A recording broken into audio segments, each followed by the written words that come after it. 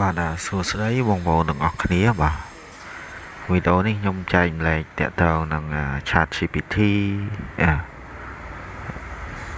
របៀបនៃការបង្កើតរូបភាពទៅជាវីដេអូបាទអញ្ចឹងមានដំណាក់កាលច្រើនដែរតកតងទៅនឹង ChatGPT ផងខ្ញុំប្រើអីគេកម្មវិធីមួយទៀតដូចជា Kling ក៏បានដែរបងប្អូន Kling AI ឬក៏មួយទៀតឈ្មោះវានេះខ្ញុំPixverse នេះបងប្អូនបាទអញ្ចឹងខ្ញុំនឹងបង្ហាញពីថាតើយើងយកអីមកបង្កើតបាទអញ្ចឹងជាទូទៅយើងត្រូវមានpromptវាបងប្អូនមើលវីដេអូផ្សេងៗប្រកាសជាអាចយល់ខ្លះនៅពាក្យថា prompt របស់ chat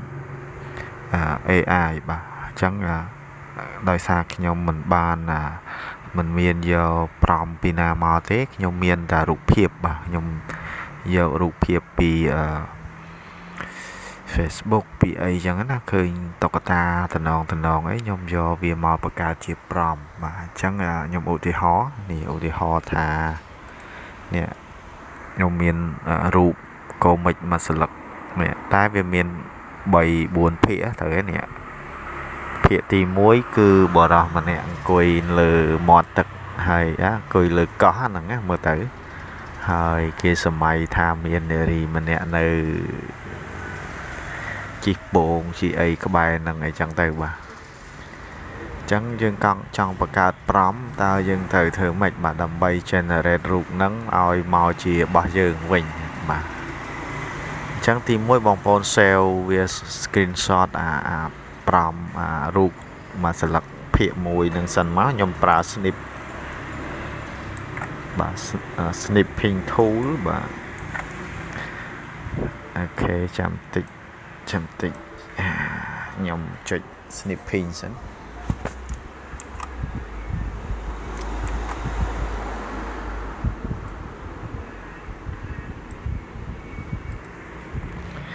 បាទអញ្ចឹងខ្ញុំ save វាមកចុច save ខ្ញុំដាក់ឈ្មោះចោលមួយទៅបាទប៉ុណ្ណឹងបងប្អូនចូលទៅកាន់ChatGPT មកយើងចុចបោះចេញចេះមកនេះ website chatgpt.com បងប្អូនចុចកន្លែងសញ្ញាបូកហ្នឹងមកហើយបងប្អូនចុចកន្លែង add photo or add file ហ្នឹងមកបាទអញ្ចឹងយើងbrowseទៅរករូបមិញអក្សរ A ចាំមិញ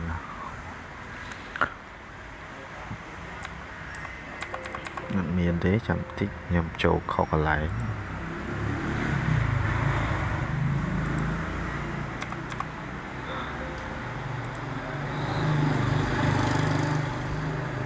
នេះអញ្ចឹងខ្ញុំចុច open រូបហ្នឹងវានឹងចូលមកwebsite របស់ ChatGPT វិញហើយកន្លែងនេះយើងត្រូវវាយអក្សរបន្តិចដើម្បីឲ្យវា generate រូបហ្នឹងទៅជា prompt ដើម្បីយើង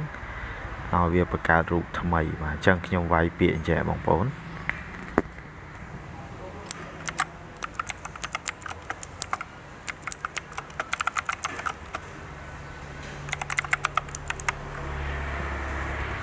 បាទអាហ្នឹងខ្ញុំវាយពាក្យ write shape prompt image បាទន័យថាយើងចង់ឲ្យវាយករូបហ្នឹងបង្កើតជាpromptមួយបាទហើយ save ទៀតបាទនេះសុវត្ថិភាពអញ្ចឹងណាហើយយើងចុចទៅនេះមកនេះបាទឥឡូវវាកំពុងតែធ្វើការសរសេរpromptជា text ឲ្យយើងអញ្ចឹងមកនេះអញ្ចឹងនេះគឺជាpromptដែលយើងអាចយកមកប្រើបានប៉ុណ្ណេះបាទយើង copy មកហើយបាទអញ្ចឹងឥឡូវខ្ញុំផាសវាភាសាទៀតបាទផាសក្នុង text នេះមកបាទបន្ទាប់មកយើងសរសេរពាក្យមក clear ចុងកតុយមកខ្ញុំសរសេរឲ្យខ្ញុំបញ្យល់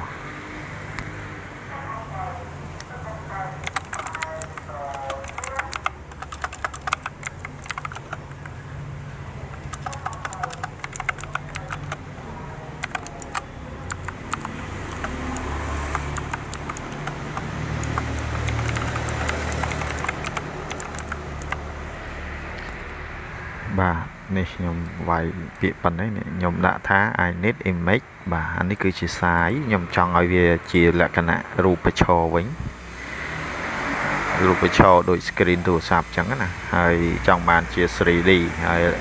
like cinematic នេះយើងដាក់អញ្ចឹងមកអាហ្នឹងអត់ក៏បានដាក់ក៏បានដែរអាហ្នឹងប៉ុណ្ណឹងមកបងប្អូនចុច enter ទៅឬក៏ចុចសញ្ញាព្រួយនេះបាទអញ្ចឹងវាកំពុងតែ generate រូបនឹងហើយវាចំណាយពេលបន្តិចដែរបងប្អូនបាទចំណាយពេលប្រហែលជា1នាទី2នាទីអីចឹងវាតាម server វាយឺតឬលឿនណាអាហ្នឹងយើងត្រូវរងចាំបាទអញ្ចឹងបន្ទាប់មកចាំយើងចូលបន្តទៀតបាទតើតើនឹងការបង្កើតជា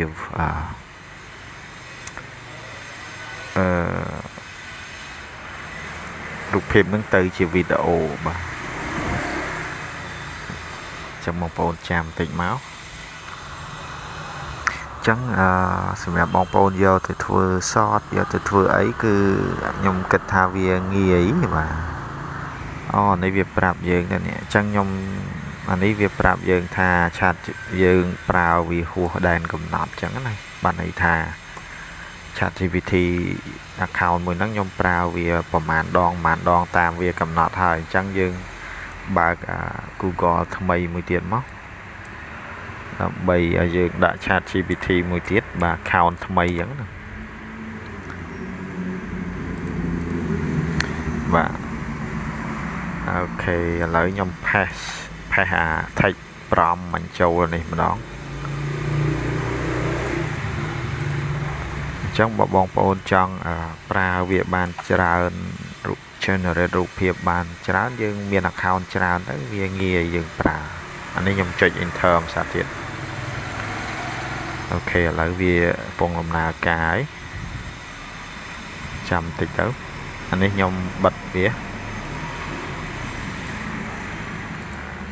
បាទអញ្ចឹងយើងរងចាំតិចមកហើយរូបពេលខ្ញុំបានរូបហើយខ្ញុំនឹងប្រើប្រាស់ Pixverse ដើម្បីឲ្យវាបង្កើតជាវីដេអូបាទបងប្អូនអាចប្រើកម្មវិធី AI ផ្សេងក៏បានព្រោះខ្ញុំប្រើបែប free ទេសម្រាប់បងប្អូនដែលគាត់អត់ទាន់មានលទ្ធភាពបង់ប្រាក់ប្រចាំខែទៅឲ្យ ChatGPT ឬក៏កម្មវិធី AI generate មួយចំនួនហ្នឹងគឺយើងអាចប្រើ account ច្រើនទៅយើង generate វីដេអូបានច្រើនដែរអញ្ចឹងយើងអធិស្ឋានដោយសារខ្ញុំថតសលេងទៅសលេងអត់សូវច្បាស់អត់សូវអីចឹងណាដោយសារខ្ញុំនៅផ្ទះចិត្តមាត់ផ្លូវដែរអញ្ចឹងគឺមានសំឡេងផ្សេងដូចជាម៉ូតូឡានឬក៏សផ្លេអីចឹងណាហ្នឹងវាអធិស្ឋានបងប្អូនអញ្ចឹងបងប្អូនព្យាយាមស្ដាប់ទៅហើយខ្ញុំបង្ហាញមួយដែរទេបាទគាត់អាចនឹងសំឡេងមិនសូវជាឮច្បាស់ល្អដូចយើងថតនៅក្នុងបន្ទប់ស្ងាត់ទេ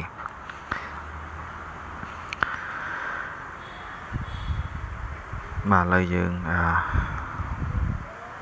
ចាំមានតែចាំបងប្អូនអាហ្នឹងយើងវាយូរដែរដូចខ្ញុំបានជម្រាបបងប្អូនពីមុនអញ្ចឹងគឺវា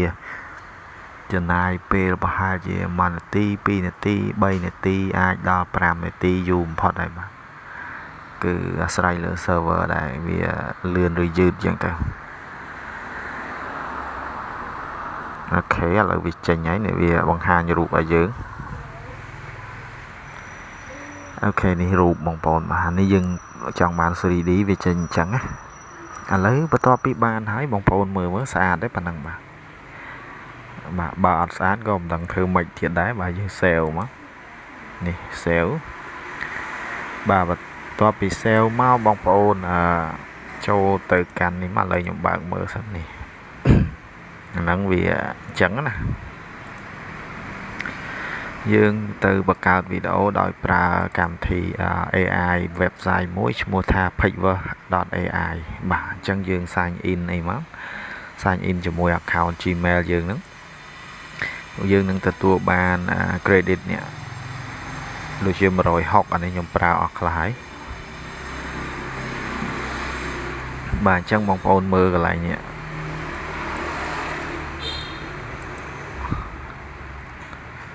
ខ្ញុំប្រើអស់មួយហើយ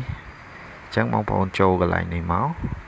នេះបងប្អូនមើលនេះមាន8នាទី5វិនាទី second 8 second ហើយຂະຫນាតបាទຂະຫນាតបច្ឆរចាំមកយើងយកអាបច្ឆរមកដូចរូបយើងហើយយើងចុច import យកអាវីដេអូយើងមិញហ្នឹងមករូបភាពយើងមិញមកនេះយើងមិនបាច់ដាក់ប្រំអីក៏បានដែរវា generate ឲ្យហ្មងបាទអញ្ចឹង generate រូប8 second ຂະຫນាតអានេះຂະຫນាតដូចជាវាយកតាមរូបយើងនឹងដែរហើយបើរូបយើងមិញវាប្រឈរហើយបាទយើងចុច create មកបាទអានេះឥឡូវវាកំពុងតែ progress អីបាទចាំមើលវាចេញវីដេអូយ៉ាងម៉េចហើយបើបងប្អូនចង់ download វាដោយកុំឲ្យជាប់ watermark បងប្អូន install កម្មវិធី internet download manager មួយមកមិនបាច់ពិបាកអាចជាប់ watermark បាទហើយយើងយកទៅបញ្ចូលសលេងឬក៏ដាក់ភ្លេងអីតាមហ្នឹងទៅបាទនឹងតាម style រៀងខ្លួន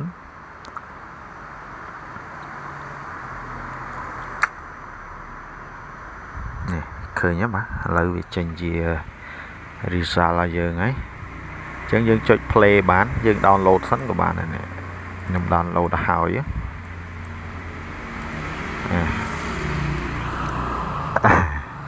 ឃើញទេបាទអញ្ចឹងនេះគឺជាវីដេអូដែល AI បាន generate ឲ្យយើង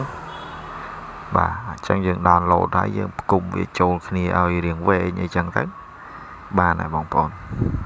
បាទហើយបងប្អូនធ្វើបានប៉ុណ្ណាអាច comment នៅខាងក្រោមវីដេអូនេះផងបាទឬក៏មិនយល់ត្រង់ចំណុចណាក៏អាចសួរបន្ថែមនៅនឹង comment ដែរអរគុណបងប្អូនបាទសម្រាប់ការតាមដានទស្សនាជួបខ្ញុំបាទនៅវីដេអូក្រោយទៀតបាទតើតើនឹងAI ដែរតែខ្ញុំនឹងបង្ហាញការបង្កើតតាមអីគេ Google Studio ម្ដងបាទអរគុណបងប្អូនជម្រាបលា